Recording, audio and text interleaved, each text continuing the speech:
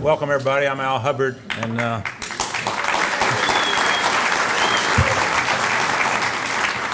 what a great turnout. I feel lucky to get to introduce one of my heroes. Ben Stein's accomplished the impossible, for young people. He's an icon to young people because of his titillating lectures on American history. Bueller, Bueller, Bueller, Bueller. And the Comedy Central quiz show, he ran for, 7 years, won 7 Emmys. And then for us old people, we love him because of his great, thoughtful economic pieces in the New York Times, Wall Street Journal, many other publications on a number of business television shows. And what's amazing is he appeals to both the old and the young. And he's had a remarkable life as an actor, as a economist, a Nixon speechwriter, an author, and a screenwriter.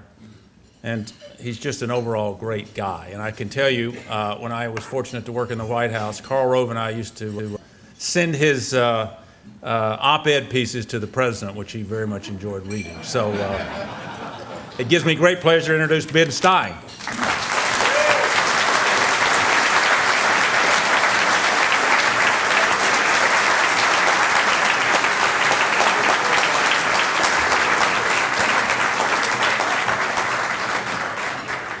Al, did he read them?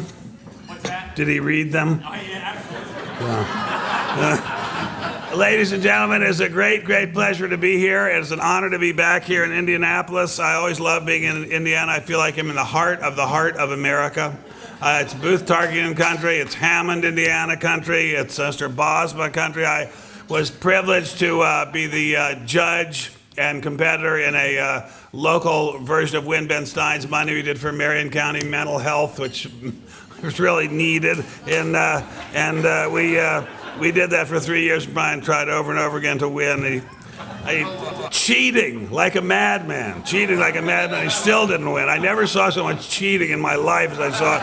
But anyway, it's a great pleasure to be here. I love being in Indiana. I was here about a year ago speaking at IU. I was here about a month ago, maybe less, speaking at Purdue. Now I'm speaking here. I've got a new favorite place, which is my friend here has a Starbucks franchise in Lebanon, and I like to go up there and get my Starbucks. As a matter of fact, I was up there this afternoon and getting my Starbucks, and my phone rang, and I excused myself, and it was my sister calling. My sister, I have a well-to-do sister. She was smart enough to have most of her and her husband's savings in Treasury bonds, so they're doing fine. And she called. She was in Paris.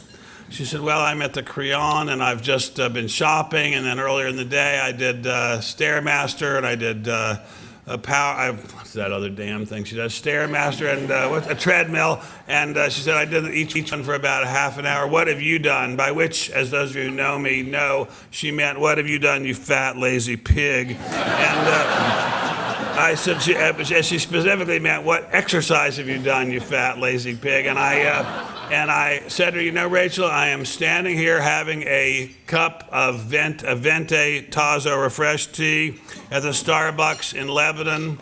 And she said, Lebanon? What are you doing in Lebanon? I said, no, Lebanon, Indiana. And I said, I'm in Lebanon, Indiana. I'm looking out across the street at a Wendy's, and it's got an American flag flying over it, and I'm very, very happy to be spending the afternoon in the United States of America. And in fact, I think when I get off the phone with you, Rachel, I'm going to get down on my knees and thank God for being in the United States of America. And Rachel, that's all the exercise I need. Thank you very much. So I was so happy to be invited to speak at this event. I've been a contributor, I have to say, off and on, because I get so many charitable solicitations that I don't always get through to them all, but of course I will to this. But no, I do get an incredible number, but mostly because, A, I believe in the cause wholeheartedly. It's an incredibly great cause. I'll get to that in a minute. But also because the Friedmans, Milton and Rose Friedman, are old friends of the Steins, and I have known them all my life until Milton died very recently. I was privileged to write his obituary for Time magazine.